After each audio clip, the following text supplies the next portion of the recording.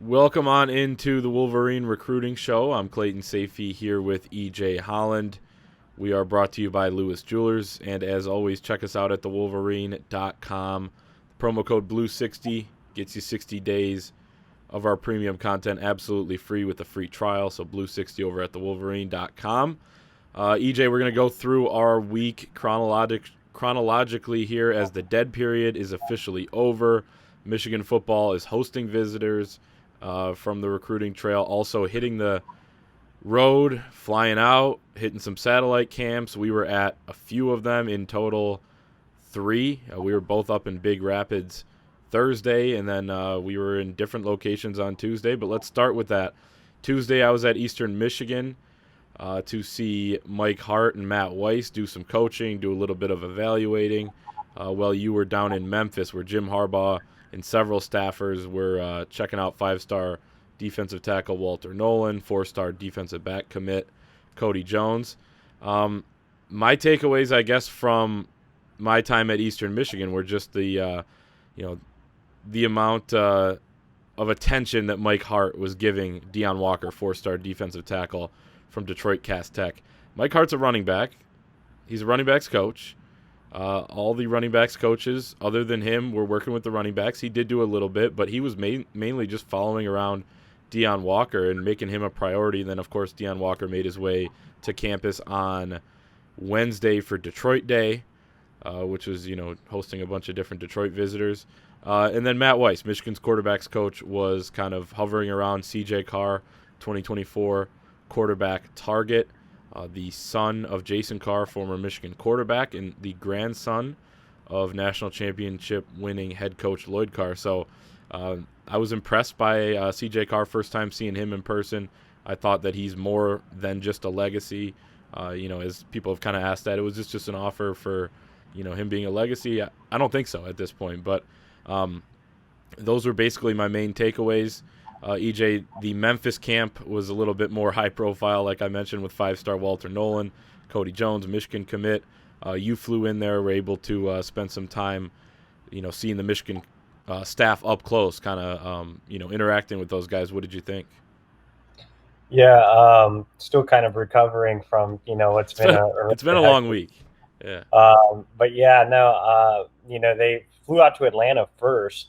So actually Jim Harbaugh and basically the entire staff other than Weiss and Mike Hart were in Atlanta at a big Mercer mega camp, just trying to see some prospects down in the Southeast as they've continued to target more Peach State products. But Harbaugh and the entire defensive staff made their way to Memphis, as well as a couple of grad assistants, but made their way to Memphis to check out 5-star defensive tackle Walter Nolan, 4-star Michigan defensive back commit Cody Jones.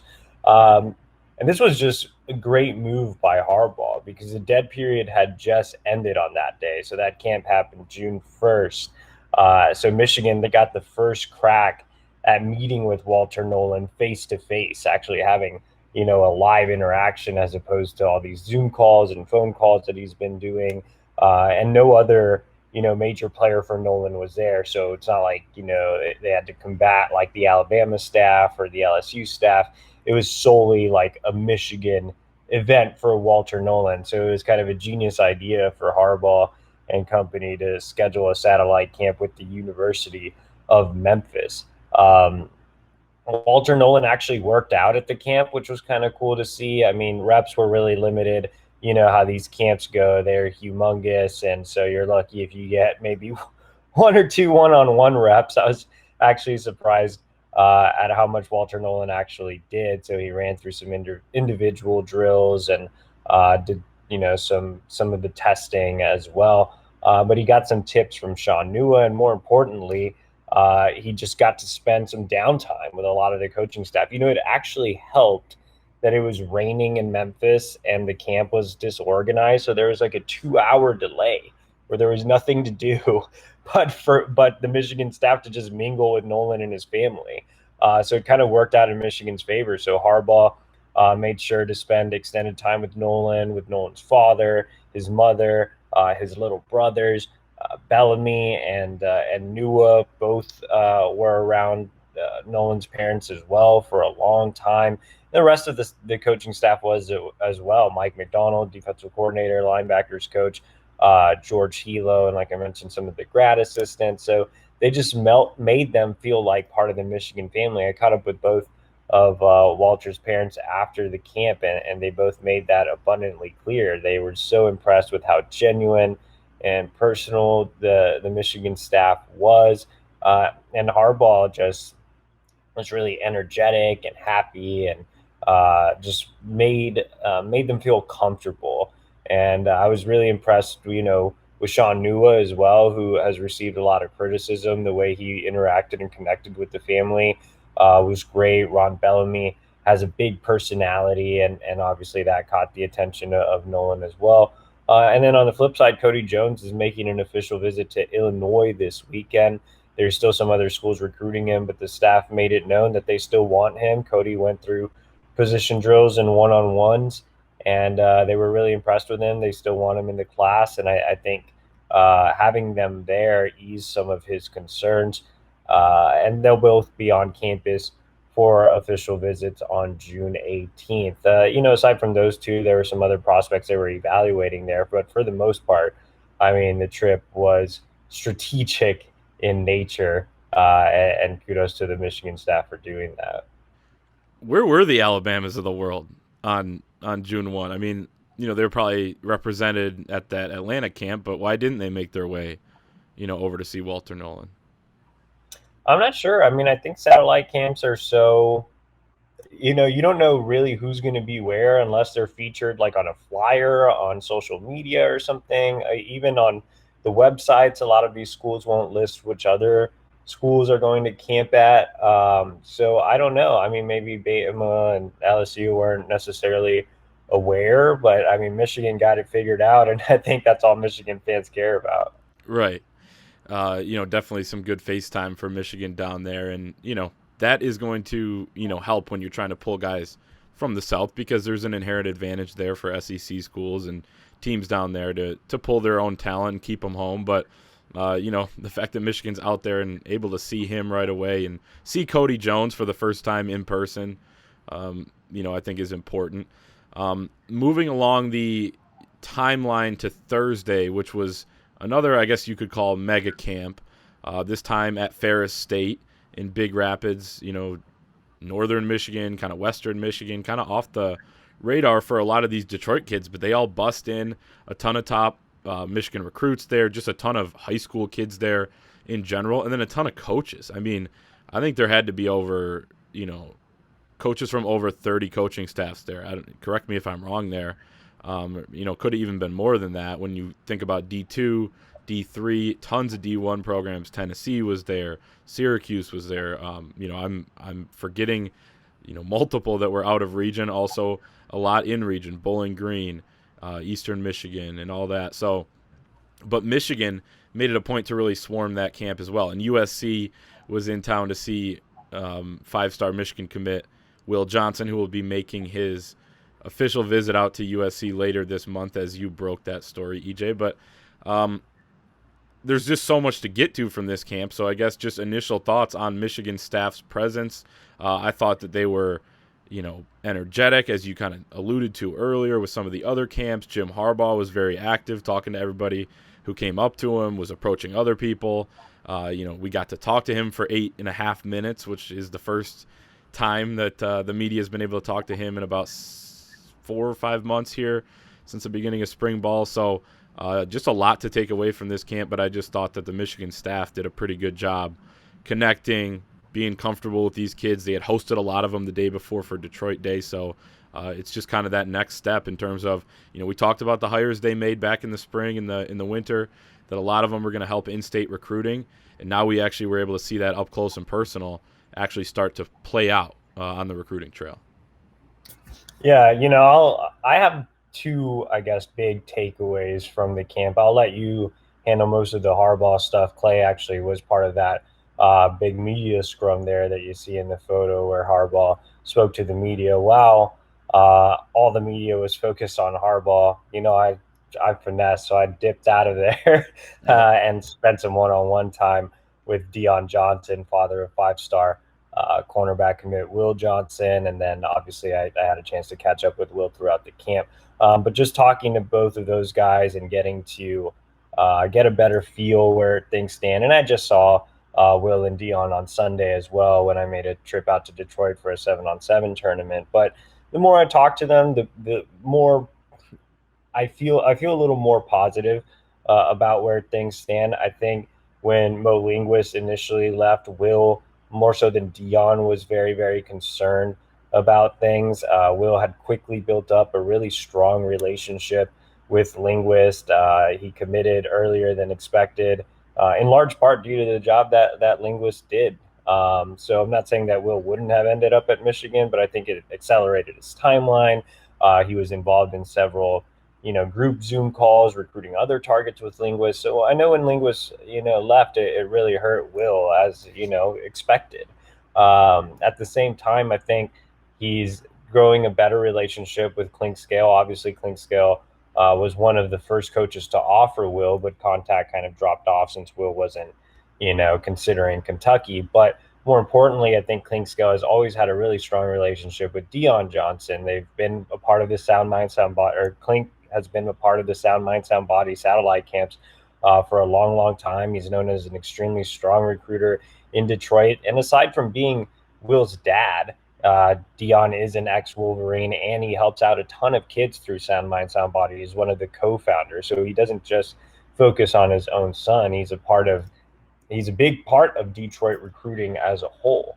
So I think Clink has definitely impressed him, and obviously they've known each other for years. I think he's continuing to impress Will, and I think Clink commanded some respect from Will at the satellite camp with the way he taught. Clink wasn't necessarily leading the drills, but every time Will went through a drill, Clink was there to give advice and teach technique, and that's something I've really talked about in my camp notebooks. Is some of these coaches have stood back and evaluated kids. Clink hasn't been able to contain himself. He's like, I need to help these kids with their technique. And so he goes over there, and it's not just Will, it's all these other kids he's trying to teach. So you can tell that Clink really values teaching technique and being a teacher as well as a coach. So I think that has the respect of Will. And so I feel better about where things stand. At the same time, USC does remain a legitimate threat. It's not just a fun trip to go out and see Damani and to have fun in LA. USC feels like they at least have a puncher's chance. That's why they sent out associate head coach Dante Williams, who has served as Will's lead recruiter. It was just interesting seeing those two staffs kind of interact. Things got a little heated at the end of the camp. You could tell there was some, a little bit of a recruiting rivalry going on there. So that was kind of fun. Will kind of just laughed about the whole situation, but Clink and Dante couldn't be polar opposites. Both excellent recruiters, well regarded in their own home areas. I think Will really likes Clink's development background and straightforward personality. At the same time, I think he also likes Dante Williams' more boisterous personalities, kind of like what Linguist had.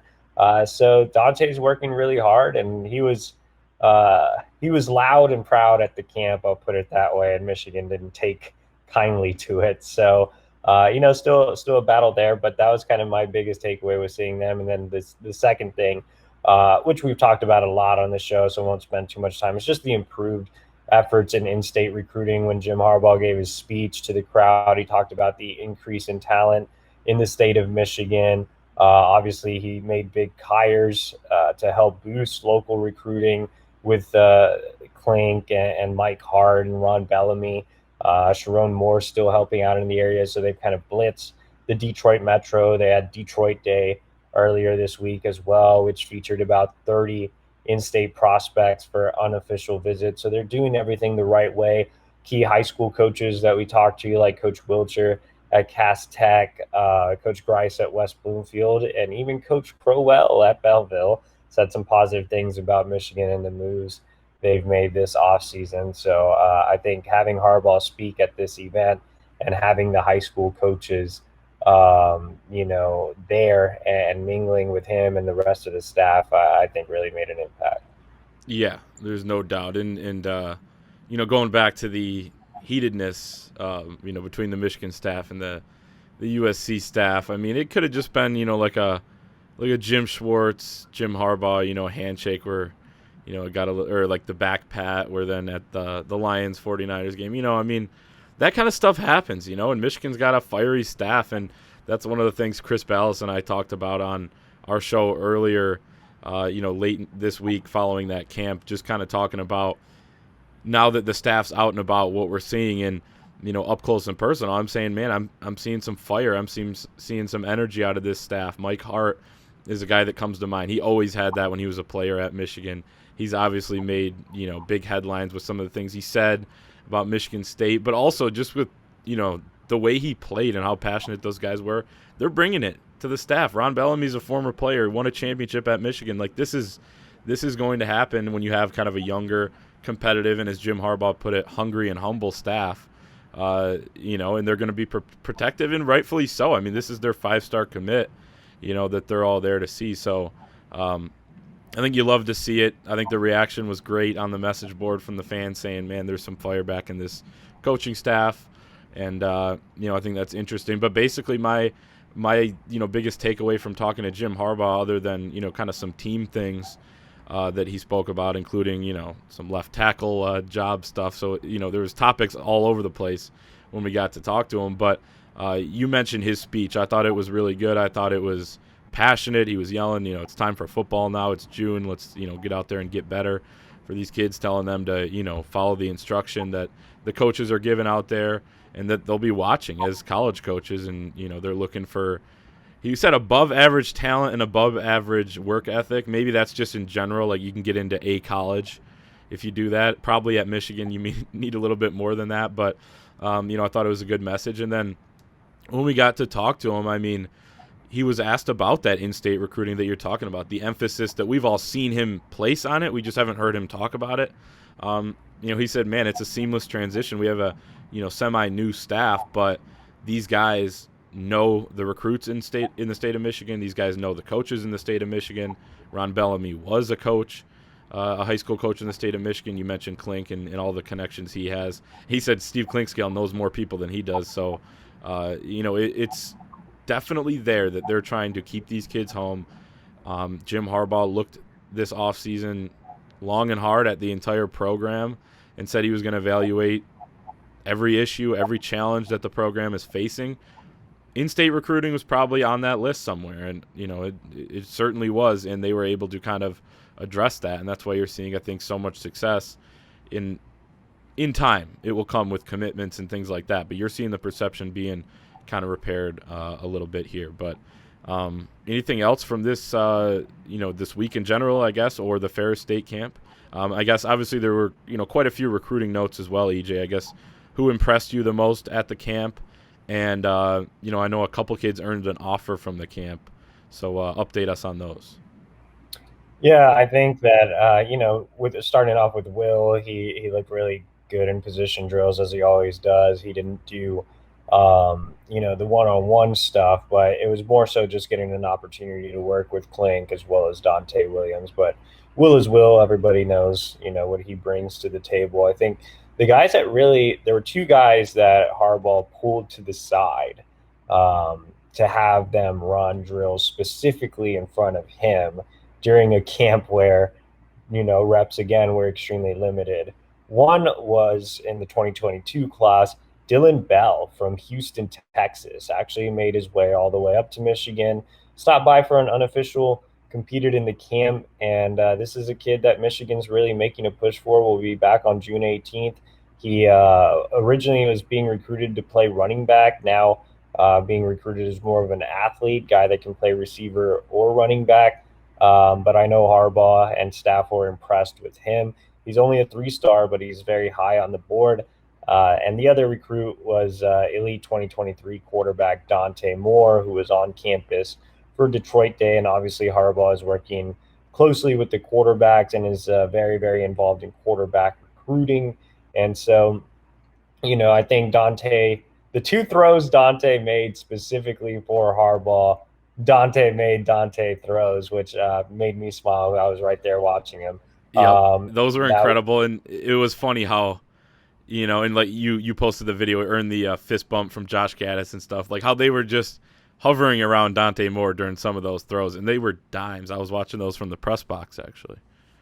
Yeah, so those were the two throws he got to make, and he made his best two throws of the camp. So typical Dante. I think everybody knows how much I love Dante. I think he's a 5-star level talent, the next big fish in state. And so, yeah, I think he's going to be the priority at quarterback and the priority overall next cycle. So I think those two guys really, really caught the attention of the Michigan staff. And then the last guy I want to mention didn't work out, but Deion Walker, as you can see in the bottom corner, he's kind of taking up that whole side of the camera and doesn't fit in the picture because he's so large. But the mammoth himself is 6'7", about 320 pounds. And he got a lot of attention from Jim Harbaugh. You said he got a lot of attention from Mike Hart early in the video. He saw the Michigan staff 3 straight days. So EMU, Detroit Day, and Ferris State. I think Michigan is definitely moving up on his list. And I almost forgot, this camp gave us another look at Michigan defensive line commit Devontae Miles. It's been a long time since I've seen Devontae. I actually did not get a chance to catch one of his games this fall. I saw him last summer at the Under Armour camp, so it's been pretty much a year since I've seen Devontae. And he's trimmed down. He's cut some bad weight. He looks more athletic. He looks faster. I still think he's raw and needs to get stronger. I still think he's more of an upside prospect, but definitely more optimistic about his potential than I was this time last year. And he was working out right in front of NUA and will actually be working out right in front of NUA again on Sunday when he returns to Ann Arbor for Michigan's first on-campus camp. So, other than these satellite camps, keep in mind that Michigan has 2 on-campus camps, June 6th and June 13th.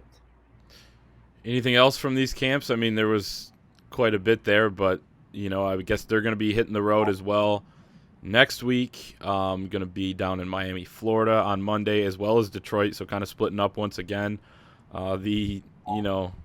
The Michigan staff is known for satellite camps, and they're kind of keeping that reputation alive here this year as they've actually returned after, obviously last year was a complete disaster in every sense of the word. Yeah, so like you said, they'll be back in Detroit, which is good. Again, continuing to mend those fences and build up, a fence around their own backyard.